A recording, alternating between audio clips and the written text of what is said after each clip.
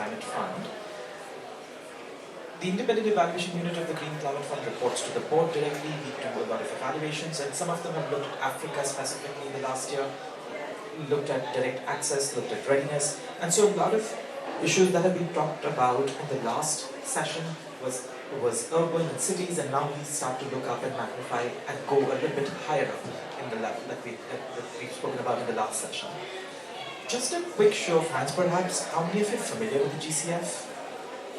Familiar, quite familiar, very well, or not that familiar? Okay, a little bit. So that'll be interesting for us to get to know the GCF a little bit and the perspectives. Let me introduce my panel before we get started. So our first panelist needs no introduction, but I'll do that only for the sake of formality, is of course the host, Bernadette Shalampu. Bernadette is a manager of programming and programs at the Environment Investment Fund of Namibia and our host this morning. And Bernadette the fund is the only direct access entity to the GCF from Namibia. Bernadette looks after the resource mobilization and many other things, which I can't read because my text is very small, but also the coordination and implementation of readiness in Namibia. She's been working in this sector for more than 10 years and has a vast variety of experience, and she just spoke about the model of the fund in the last session. And Bernadette, we have an opportunity to hear from you more about the experience working with the GCF, including access and readiness and accreditation. Our next panelist will be Rishabh Matkill, a Policy and Evaluations Officer AI at the Independent Evaluation Unit of the GCF. He has been with the fund for almost 3 years now, or more than 3 years now, almost 3 years now, has done a number of evaluations, including direct access, including the second performance review, including energy currently, and least developed countries. Our last speaker, and I'll introduce her when she's here, is actually from the GCF Secretariat, and she looks after the Africa portfolio and the programming for Africa, or Southern Africa more specifically, in the GCF, and I'll introduce her when she's here with us. So maybe we'll go in that order of the speakers, but before that, where is the GCF? So exactly 12 years ago, in a different city, Durban, the GCF was established. I think it might have been 12 years to the day that GCF was established and put in place, negotiated very hard by many of the people who are in this room and who are in the venue. 12 years later, what has been the experience of accessing the GCF, a fund that's established under the UNFCCC? What has been the experience with getting readiness from this fund, and generally programming with this multilateral fund that is now fully functional, that has had 12 years of experience under its belt, that has had 2 replenishments and 2 performance reviews, arguably a mature fund. Let's take a closer look at the experience of accessing the GCF from the perspective of Southern Africa specifically, and Namibia in our case, as our first speaker will tell us a little bit. Bernadette, over to you. Tell us a little bit about your experience getting accredited, getting readiness, and implementing all of that with the GCF. Good morning to everyone. Is it no, it's afternoon. Afternoon to everyone and welcome back.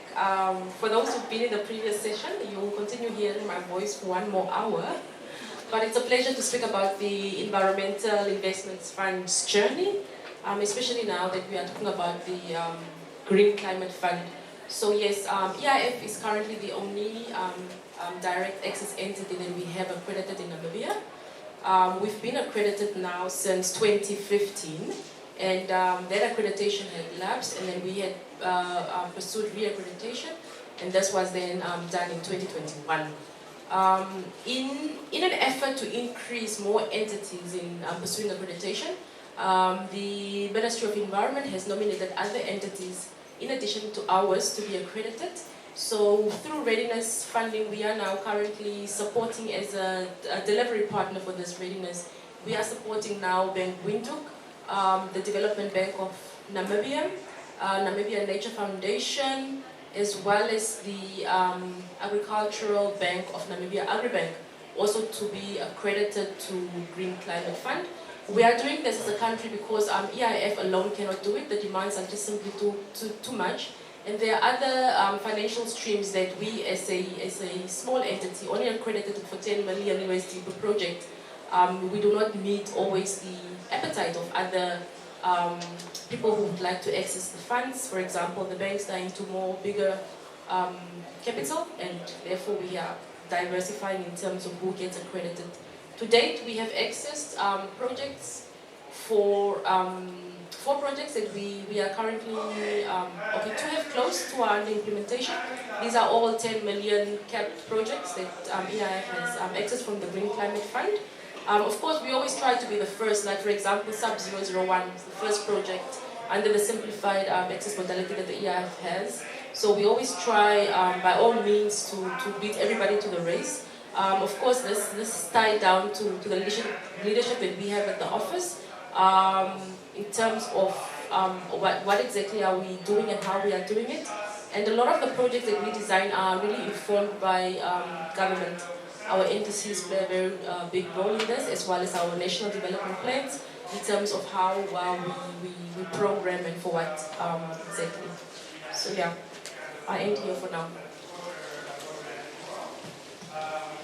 But then you're also implementing a lot of readiness in the country. Can you speak a little bit about the kind of readiness projects you've got and for the country, and what's been the experience doing that?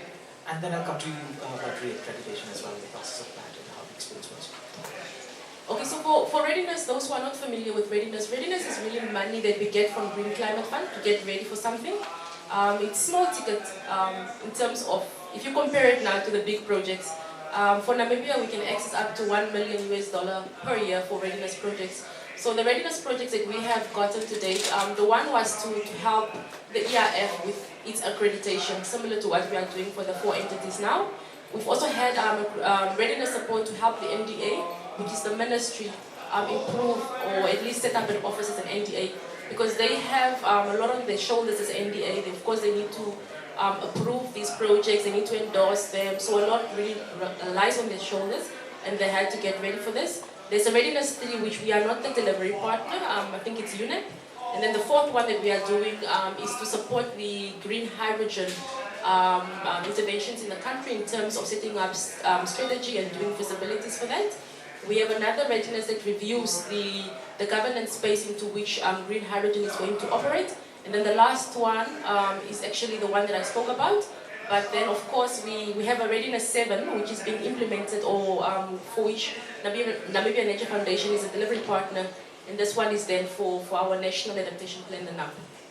So readiness, our experience has been that the process is fairly easier now, because what GCF has done is that they have linked us with some of their consultants.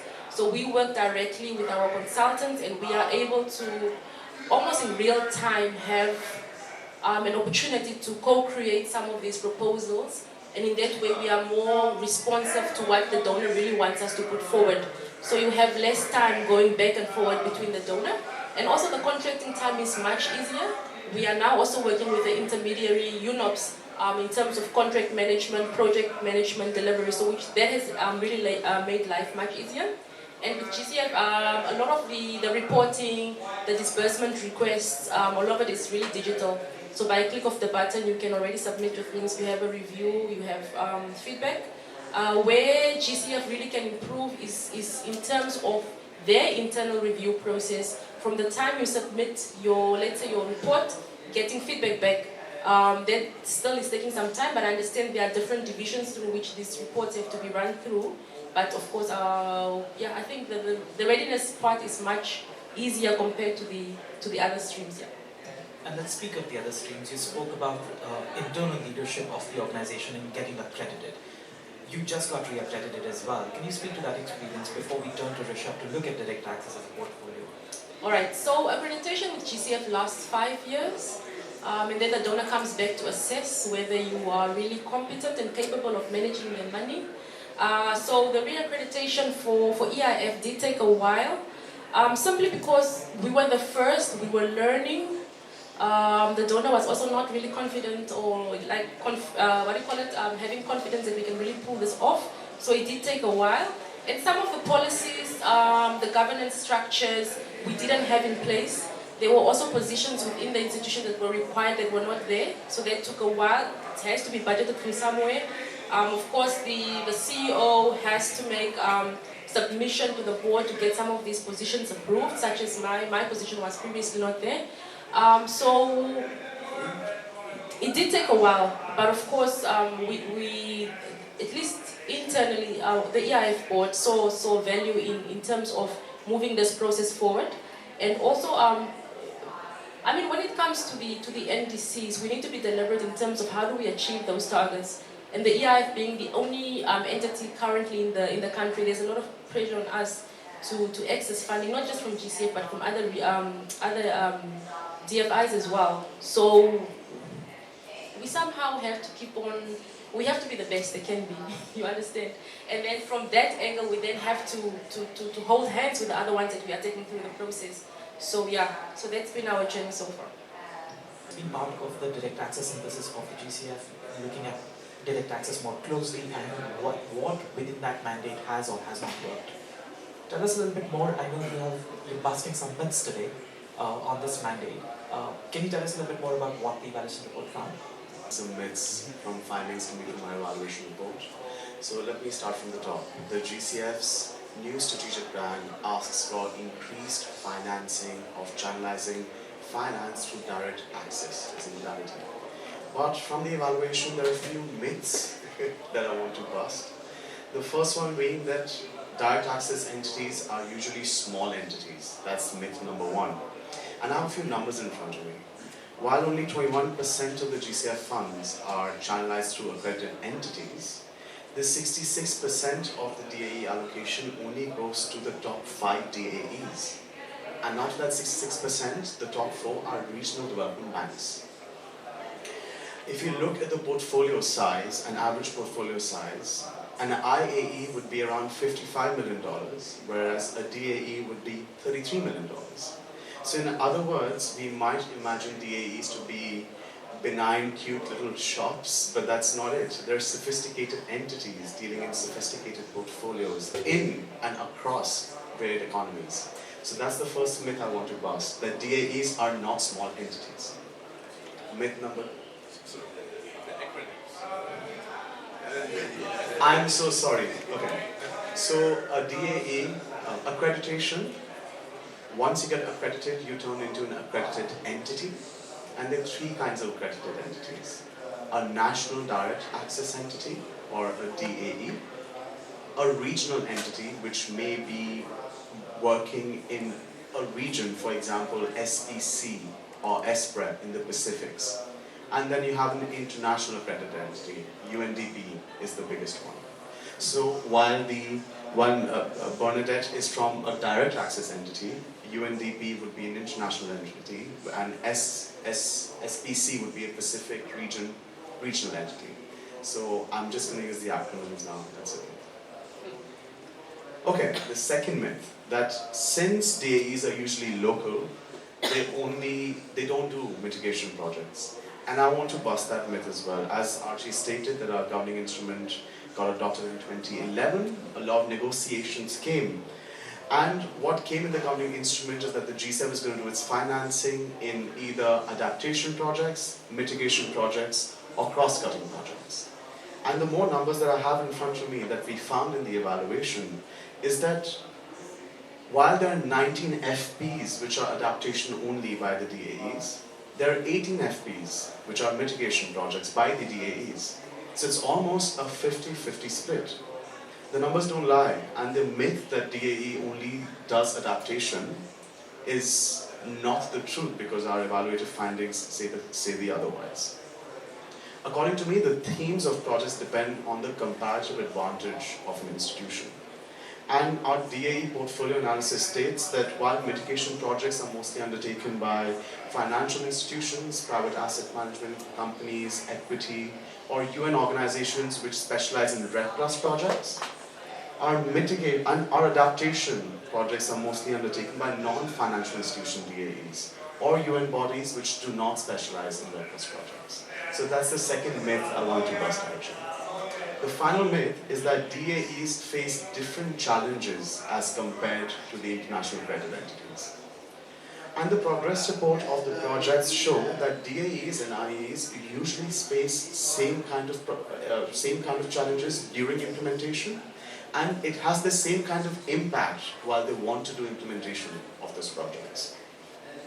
And paradoxically, while some DAEs, well, we could hypothesize that some well-capacitated DAEs may be similar to the IAEs, but there are also a lot of DAEs which don't have much resources and struggle with coming up with the FPs. And the main difference that we found is that in the local policy context, the DAEs are better they're better resourced to deal with changes on the local government policy level as compared to the IAEs because they have better country and local context.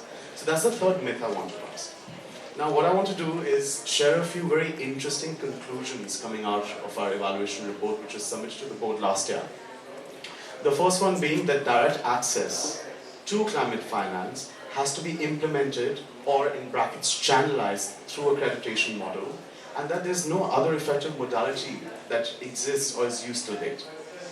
Secondly, while country ownership is emphasized in the GCF, a comprehensive approach to direct access to meet country programming is still missing in the GCF.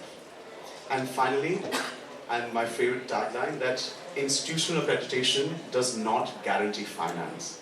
So even after an entity goes through the mini Olympics, goes through all the processes to matching fiduciary standards front and back, once they get accredited, that does not give you access to the pot of finance.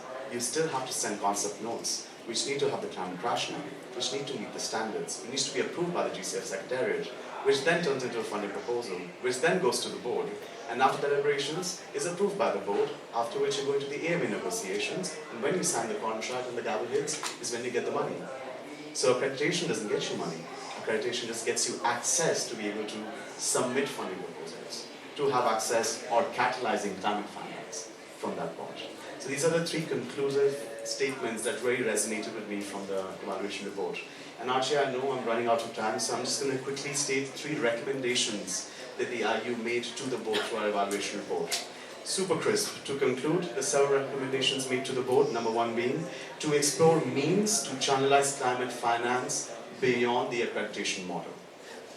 Number two, to include a lens that focuses on the effect and implementation of direct access in all GCF modalities, tools and instruments. And finally, to enhance support to DAEs during the implementation stage. With this, I'll conclude my intervention here. Thank you, Akshay.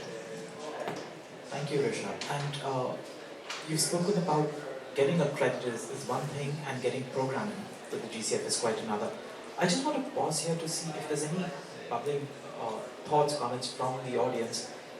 My name is Pablo Amaniela. I'm here representing Nazarene as an organizer. So I just want to mention to your last statement with regards to what I view as huge challenges in terms of actual implementation, because the intention of all these initiatives is really to get implementation to the ground.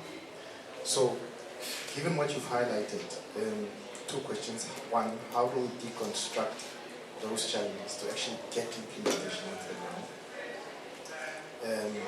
Without missing, and I can understand that maybe the intention of those bureaucracies was really to get what Bernadette stated earlier in terms of confidence and so forth.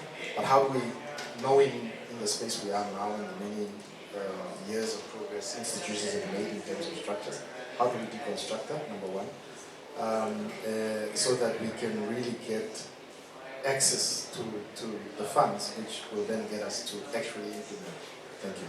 Speaker, you mentioned that one of the recommendations is to enhance support to DAEs during the implementation stage, and I would like to know what is that in practical terms. How would that translate in practical terms, that support?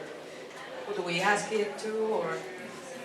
Just a question to comment to Bernadette. I think you indicated that there are a number of other players in the Namibian market that you are busy facilitating also to get the accreditation. My question is, should we perhaps not actually get, more partners, more entities to partner with EIF in order to execute the implementation instead of focusing on more accreditation, because time is running and climate risk is a reality.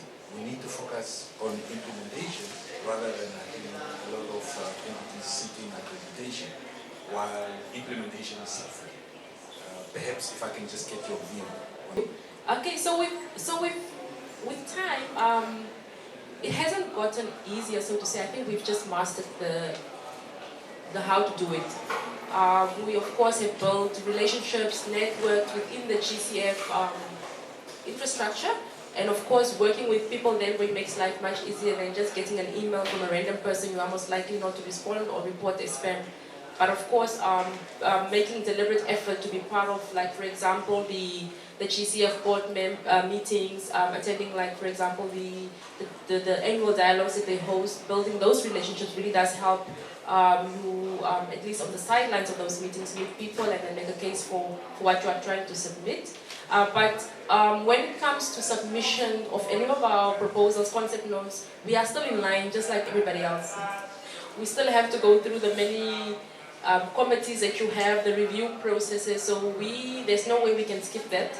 We just have to make sure that at least the climate rationale, the baselines, the feasibilities, the pre-work that needs to be done before you submit is at least top-notch, so that you prevent as many questions or many review coming back, prolonging and delaying the process. So we make sure that we put in the work, we make the effort. What is also key is that the NDA needs to be involved from step one, because we have with the Ministry of Environment what we call the GCF country program. Through development of that, we make sure that whatever we are programming in terms of our pipeline is already in there. The ministry is part of it and they've already endorsed it in country before it even goes to the GCF. Coming back to John's question in terms of having more entities, I mean the last stats I heard was that there was a pipeline of more than 100 entities that are still waiting to be accredited. So you could be right saying that maybe we are putting in too much energy into getting more entities approved. But for Namibia, it would be great if they could be accredited, especially the financial sectors, the banks. We can't go into that space in terms of on-lending and other financial instruments. We simply just can access grants. And there's another a need from the other sector to increase at least lower level or low interest loans from the GCF from that. But you are right, in terms of, we could change the approach a bit, and we are trying, at least for some of the projects that we are developing, to have as more partners on the project. When we package some of these projects, we are not just looking at GCF grant funding. So there are some projects that come on board and they can either offer co-financing or technical assistance. So we do look at those modalities just to integrate and to increase in the resource base in terms of how we are going to increase or funding to some of these interventions. What was the last question? Coordination between these accredited entities. So we work through the Ministry of Environment. They have the GCF country program. And through those consultations, so all the sectors in climate finance who are at least engaged in the space already have mapped out in terms of what do they want to bring to the table. How are they assisting government either achieve your NDCs or your GCF country program? So the cake is big. We've all identified our different share.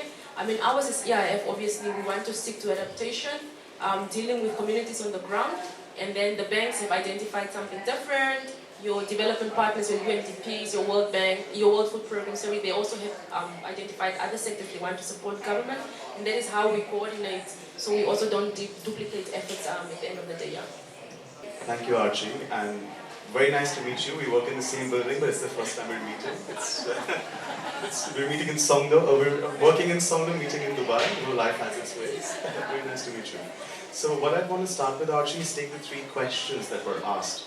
And maybe I can start with your second question on how to enhance support to DAs in implementation stage. And what I'm going to do is just share our findings from the evaluation report. So our findings states that at the accreditation stage, we need to ensure, or we recommend it to the board, that the GCF should ensure that entities have a project management system that enables them to identify and deal with problems during implementation. So that was a recommendation made. And that GCF should consider introducing modalities and tools at the implementation stage to better identify and address emerging risks in the expedited manner. But I want to connect this to the second question asked about deconstructing implementation by you, sir, and also the other recommendation that we made in our evaluation report, is that the GSAB has to clarify its vision and the purpose of direct access. So our mandate of direct access was given to us by the COP negotiators, in the COP, through the GI, and given to us. But we as the fund are still looking into what the purpose of direct access is and how is it actually translating. Are we building capacity? Are we just a pool of funding? Once they come into the subsystem or accreditation is when they get the direct access. Are we capacity builders? Are we giving country ownership? And the question relating to deconstructing implementation, how I see the fund is that once the entity gets accredited, that's the country ownership element, where as second level due diligence, once we disperse the money, the expectation is that the entity takes it forward. But entities have different capacities. So that's why we have different modalities in the DCF. For example, we do readiness, which is a grant that's given to build capacities and make the entity or the NDA ready to be able to absorb the climate finance. We have the other modality called the Project Preparation Facility, or the PPF, where the entity, if they do not have the capacity to make complex funding projects which have to go through the loops of the GCF to get before getting accredited, we give you the support where you have a technical expert who not only builds your capacity but helps you and handholds you to create those projects. But then again, the conundrum between wanting to build capacity, wanting to finance, wanting to be also on the ground, but also giving modalities and access and support to the entities, while also ensuring ownership. So these are wider questions that still remain unanswered. And I know that the GCF is looking into updating, or there's conversations about the updated accreditation strategy next year.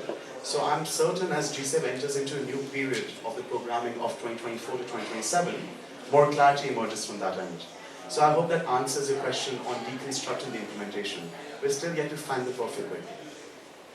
And finally, how do multiple DAEs work with each other? So, coming from an actual DAE who's given you the perspective, maybe I can give you a different perspective that came out of our evaluations. So as part of an evaluation and for rigorous data collection, we go into the countries to conduct key informed interviews and meet with the entities. I visited both Zambia and India, and Archie, maybe I'll let you come back to it later, but what I can say is that the DAE portfolio differs from country to country. While Namibia only has one DAE, India has 5 DAEs, Zambia has 2 DAEs. And how the NDA is galvanizing or information sharing amongst these DAEs also differs from the temperament of each NDA. So yes, it is different, that collaboration and coordination amongst DAEs in different countries, contingent to the NDA and how many DAEs are actually accredited from one country. So I hope that... The Namibian Pavilion, especially after a very good collective Africa dialogue that was done in Windhoek with support from EIF as our host. So it's really good to be here. I would say Namibia is also home. Africa is a large place, but there are places where you go and you feel at home. So really at this point, I would like to start by saying that Archie has mentioned our updated strategic plan. So all these findings, the evaluation findings that have been expressed here, really has informed our new updated strategic plan for the next 4 years. What this means is that GCF is taking a very strong role in terms of designing our strategies differently and better, so that we actually are supporting countries reach their climate ambition.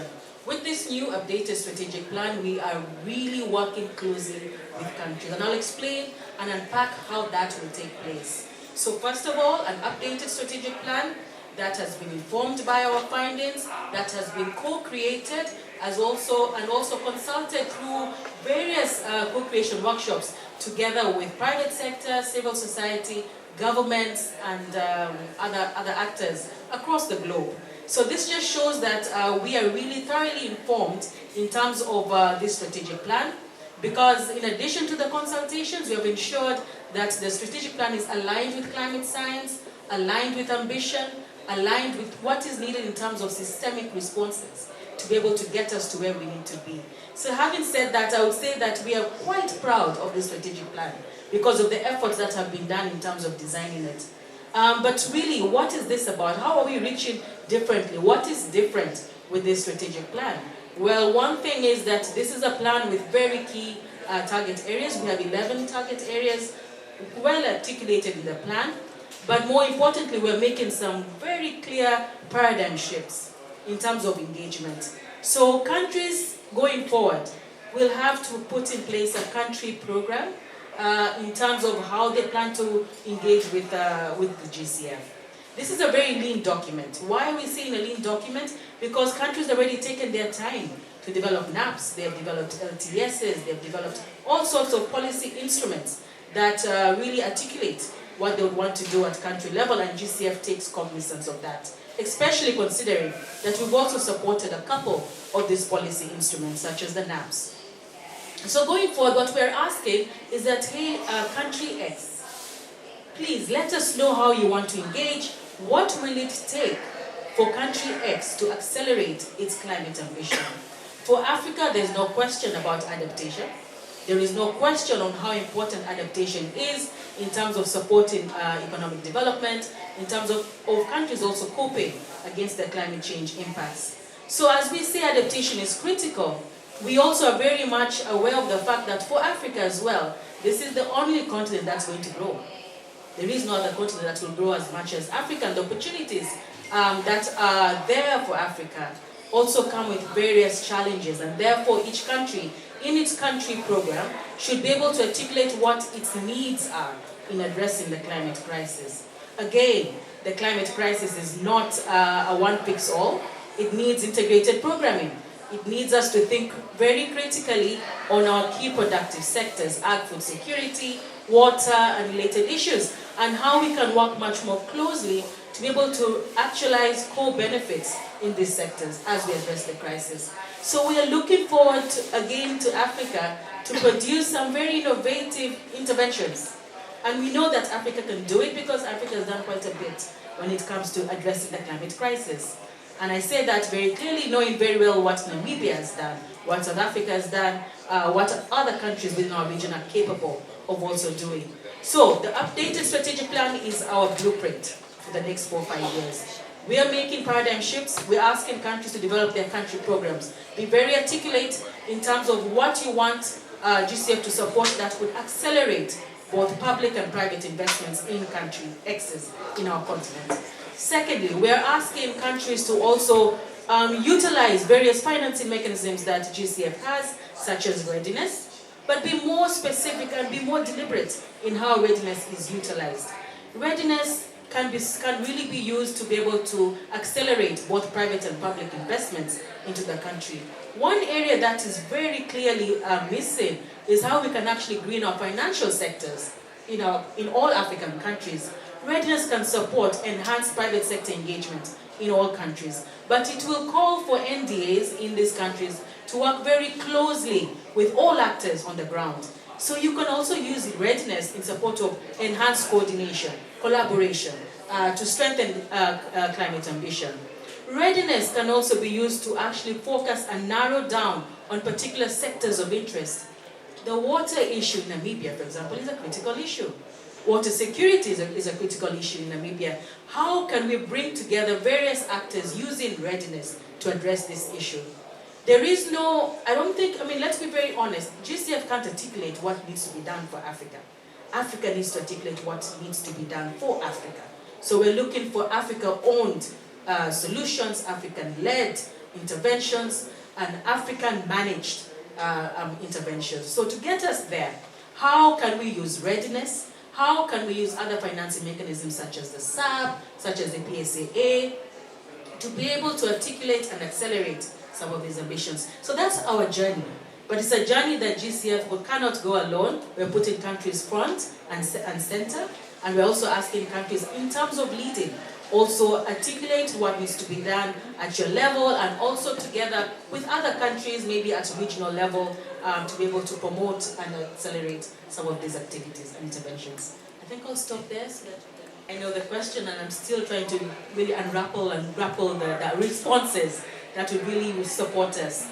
Yes, having joined the GCF, one of the reasons why I actually joined was because I realized that if our African countries are to really promote where they want to go in terms of ambition, you need to work with these multilateral agencies, multilateral funds to get us to where we need to go. But having said that, it's very clear that there are some complexities in working with entities such as GCF. As much as I'm saying that, I do take cognizance that in joining GCF, you begin to realize that GCF sees itself as a learning organization, willing to learn, willing to put in the capacities that are required, as well as also to promote countries' ambitions. Now, unpacking procedures, processes within the GCF calls for more simplified approaches, simplified action. We are, I think, at a time very privileged to have an executive director who actually sees this and recognizes that and is leading from the front. So, in terms of really ensuring that we reach out to countries, we have also introduced a couple of simplified financing mechanisms that can be able to support countries to really articulate or get funding at a much faster process. PSA is just one, and I don't want to go into the PSA mechanism as such, but one very low-lying ways of articulating or getting funds in the short, maybe 3 to 6 months, is readiness. And really, if you look at the revised readiness strategy, you see the various paradigm shifts that we are trying to take to really ensure that from the time that you submit a proposal to the time that you actually get funding, it doesn't take more than a year. In fact, it will take even much less going forward. But what that will call is better coordination at the country level through the NDA and through also other actors. So to answer your question, it's still a journey, but we are looking at simplified actions, measures that we can be able to support and promote. Readiness, PSA, the SAP processes are just 3 of what we are trying to do right now. This back to the evaluation as well. You were in Zambia not long ago. You were in India not long ago. Can you tell us a little bit about the capacities of entities and bringing it back to access and the capacities of entities there? Yeah. Thank you, Archie, and thank you for this rich discussion. I'm really enjoying these talks. Maybe I can first connect this to a point and come up with my intervention. Our evaluation in direct access, our synthesis of direct access found that the GCF does not differentiate between the international accredited entities and the direct access entities in terms of its processes. So a very low capacitated entity which uses GCF funding to get accredited and your big IAE have to go through the same hurdles together, and those hurdles are bigger for some entities and smaller for the others because of different capacities. So apart from accreditation, there is nothing extra that's given to a direct access entity for direct access. And now I want to connect this to Zambia. I was there for a country mission for the energy evaluation, and the portfolio of Zambia is that they have 2 accredited entities. Both are banks. One is called the Development Bank of Zambia and the other one is called Zanaco. Now, the example of how accreditation does not lead to programming with the GCF happens in Zambia because one of the entities, after going through accreditation, has now been taken over by the Bank of Zambia. So the AE, after getting accredited, is no longer functioning. And the other AE, after getting accredited, is looking for more funding to match fiduciary standards to the GCF before they can bring funding proposals. Similarly, I myself am from India and I visited India last year. Out of the 5 accredited entities, 3 are banks and all 3 of them are gone into foreclosure or going through restructuring. So this even tells us the bigger picture emerging from the evaluation that even after going through accreditation, which is mandated to give you direct access, you don't actually have access to GCF funds because you need to program and you need to give funding proposals. So Archie, maybe I'll take the liberty to also give my concluding statement that in the evaluation, as I've stated before, we're recommending to the board to clarify the vision of accreditation, to clarify the vision of what they mean by direct access, to give a home to direct access and accreditation in the GCF Secretariat. And we look forward to the discussions that are happening next year on the board level on an accreditation strategy. And hopefully as GCF enters into a new programming cycle in the GCF 2024 to 2027, because we just finished a replenishment of almost $12.8 billion. We need to disburse this in the next 3 years. I hope the strategy gets adopted or whatever discussions come out of it, and then there's more vision or at least more access to the DAEs apart from accreditation being gone, hopefully. I'll give the floor to you, Anji. All three of you, if you had to give one message to the COP, at least to the colleagues in the room, what would it be? And I'd start with you, and we go in the order as the one with the least time spent in this COP, then the one with, in the middle, Bernadette, and then end with Risha. Please, can you indulge me, because I need to respond to what you just said in terms of direct access. The revised readiness strategy is now offering 250,000 to each DAE going forward. This is new. This is new information. And it's out in our published website. You can actually see that. Please take time to read the revised readiness strategy. In fact, here at COP, we're now discussing the operational modalities of the revised readiness strategy in response of simplifying our work with countries. The readiness portfolio is really the first step for countries to be able to access funding. So DAEs, you have that opportunity. There's a lot of complexity in terms of how the landscape is changing in Africa. We take note of that. You've heard about various entities who are closing down and closing up and all these other issues. What we are trying to do as the Division of Country Programming is that we are having concerted efforts with each country. We are having consultations with Zambia. We already talked about some of the issues that you have raised.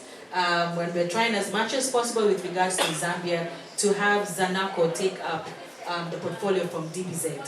So each country will be treated differently, but I just want to point out that under the revised readiness strategy, each DAE can access 250,000 to support its work. So to my initial first day at COP28, have been in several COPs, but I feel that this is the first working COP. We're all dressed a little bit differently compared to other COPs, which tells you that people have come rolling up their sleeves and ready to work. I've also just taken time to discuss a little bit with the Africa Group of Negotiators, which is a platform I have closely over the years worked very much with. And the growth within the AGN is amazing. So I really would like to say that on the perspective of the continent, we are really in some good hands. They have worked so hard on the L&D, or the loss and damage fund, which will be another sister fund. We really must give them some very good kudos on the various years that Africa has led in terms of trying to ensure that happens. My statement for this COP is, let us not drop the ball. Let us not drop the ball. We have come from far. Africa really led in terms of defining what adaptation means. This entire global goal on adaptation came as a result of our concerted effort within the continent to ensure that adaptation is recognized. In terms of an entity such as GCF, we have prioritized that. 50% of the envelope within GCF goes towards adaptation. But please, let us not drop the ball. It's really the countries who determine how these resources will be apportioned. Let us work hard at our levels and make sure that all the realities that are needed for the continent are met through the various engagements and consultations we have there. And I look forward to this, a really strong, productive finish of the COP in this week. Thank you, Jane. Good luck following that, Bernadette and Risha. But Bernadette, what's your takeaway or your statement or your vision for COP? Yeah, thank you. I think 1 week into COP, I feel like personally we spent too much time in dialogue, really. Of course, there's been much talk about the needs being on the ground now, and just how long it really takes for the action or for the intervention to reach the most vulnerable, even in a country like ours. Of course, we do appreciate really the deliberate efforts of GCF. We've spoken now a lot about how you're trying to make access to financing much easier, and that there are options. You don't always have to pursue accreditation, which does not guarantee you money like such as your readiness. But even that is kept. There's only so much you can do with readiness. We of course, loss and damage is hot off the radar for all of us. The question that we keep asking ourselves is, how will this work? Will it be an insurance scheme? Will it be a peril scheme to GCF? Do you have to get accredited again? So it's really unknown. We don't want to come back to COP next year again, and we are still discussing it. So only we can spend less time talking and deliberating about it. I think it will be really helpful. And the one thing that I should appreciate about GCF is that at least the deliberations or the recommendations for the regional offices. So a lot of, now we are working with South Korea, but at least if we can have that regional footprint, I believe it will also just enhance our pipelining, contracting, as well as implementation on the ground here. Thank you, Bernadette. And Rishabh, last intervention at COP28 for you. Sure. So I think I'll take two takeaways. One from today's conversation and COP in general. From today's conversation on that axis, I think I want to state that what I find in our evaluation is that institutional accreditation does not guarantee country programming by an entity. Accreditation is not translating into building capacities for them to bring funding proposals. So we look forward to the new GCF cycle starting with updated policies. And while I want to connect this to my takeaway from the COP, is that things are moving fast at the COP. Just like the GCF is maturing and entering into its second cycle, and the processes and the policy discussions are coming back to the board, the loss and damage fund from just going to the previous COP and now the GI getting approved, I hope by the next COP we already have an interim secretariat that's functioning with a board formulated being head of the World Bank. And I hope we use this space as well to get this conducive energy into the GCF processes for the AEs in terms of policies, streamlining processes, and ensuring that accreditation is not only the means for accessing climate finance, which was in the governing instrument, which the negotiators wanted for the Green Climate Fund to do. So I see some positive light coming, and I hope we can use this traction and this speed also in the GCF. So that's my takeaway from this session and the COP. Cheers, thank you. Thank you, Rishabh.